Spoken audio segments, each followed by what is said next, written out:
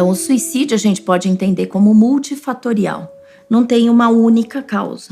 Eu gosto de um livro que é o estudo do Bertolotti, que se chama Suicídio e Sua Prevenção. Aliás, é um livro que eu adoro indicar, porque é um livro pequenininho, um pocket, né?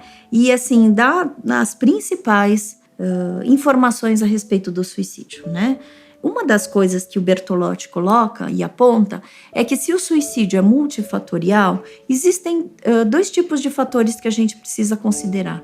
Os fatores predisponentes, né, aqueles que já têm numa conjuntura, na história da pessoa, pode ser genético, pode ser hereditário, então a gente já consegue conceber esses fatores. E tem também, segundo ele, os fatores precipitantes, né, que é a gota d'água, que infelizmente a mídia divulga pelos fatores precipitantes.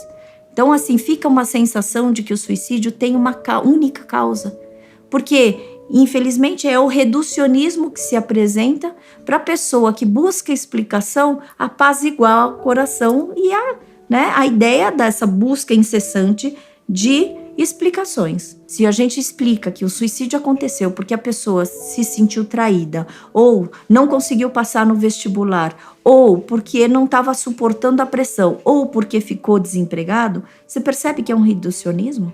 Quem somos nós para falar os motivos reais que fez com que uma pessoa se matasse?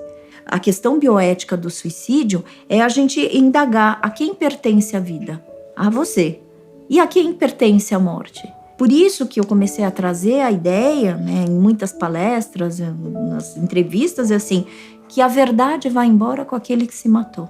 Porque senão fica tanta elucubração, tanto achismo, então não existe uma única causa. O que existem são esses fatores predisponentes, então a gente pode começar a elencar a maneira de enfrentamento às adversidades e às dificuldades, padrões de comunicação disfuncionais, apegos inseguros, que então eu já estou incluindo, né, a teoria do Bowlby. Também então tem os transtornos mentais, que os mais conhecidos associados com os suicídios são depressão, transtorno bipolar, esquizofrenia, borderline. Mas não necessariamente todo mundo que é deprimido que vai se matar, não necessariamente todo mundo que tem transtorno bipolar, né? Porque é uma conjunção desses fatores. Então, se eu tenho uma modalidade de enfrentamento que eu tendo a desistir facilmente, ou se eu já tenho uma referência de alguém que se matou, talvez apareça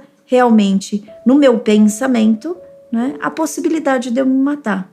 Eu acho que em algumas situações isso é muito comum no ser humano, a gente pensar ou sentir vontade de morrer. Em algumas situações, principalmente quando a gente está passando os maiores obstáculos que a gente passa. Então, numa situação de caos, é possível que se pense, é possível que se sinta. Lembra que eu falei para você que a gente legitima o sentimento e o pensamento? Que em Gestalt terapia, principalmente, a gente olha, você não pode se culpar do que você sente e o que você pensa. Você pode se culpar do que você faz com o que você sente e o que você pensa. E aí eu volto na assertiva do Sartre, que ele fala: o que importa não é o que fazem com você, mas o que você faz com o que é feito de você. Ou seja, você é a resposta que você oferece àquilo que foi feito de você. Então a gente está falando de ações. Você não precisa se segurar naquilo que você pensa. Aliás, isso é impossível. Não pensa nisso. Você já está pensando. Não sente isso. Você já está sentindo. O que a gente faz, principalmente no manejo, é a gente acolher esses sentimentos, né? E aí, então, esses são os fatores principais, né? Então, eu prefiro trocar a palavra causa por fatores e motivações. Pensamento. Tem pessoas que entram na ideação e no planejamento até chegar no ato. Enquanto não chega no ato, é aí que a gente consegue trabalhar. Tá bom, então se a pessoa tentou o suicídio, como é que a gente pode trabalhar com a pessoa que tentou o suicídio e que não teve a morte consumada? Primeira coisa que eu faço depois de uma tentativa e depois que o cliente ou o paciente sai do hospital é chamar a família inteira. Eu tento chamar aqui no consultório a família inteira. Eu não posso entender que ele vai ser só né, o bode expiatório da situação. Eu acredito que o suicídio ele é um ato de comunicação individual e coletivo, sistêmico também. Logicamente, os familiares estão todos impactados, está todo mundo em carne viva. Então, por isso que vale a pena a gente acolher, né, as pessoas que puderem vir também. Porque, às vezes, quando alguém tenta o suicídio, escancara exatamente, né, uma dificuldade nessa comunicação. Não estou falando que todas as famílias tenham, não. Uma entrevistada, a mãe dela se matou quando ela tinha 9 anos. Ela falou uma coisa linda, ela falou o seguinte: quando a gente perdeu a nossa mãe, a minha irmã tinha 2 anos de diferença de mim, então assim, já não dava mais pra gente esconder a disfuncionalidade, né? Então assim, tá dado a situação, o suicídio aconteceu.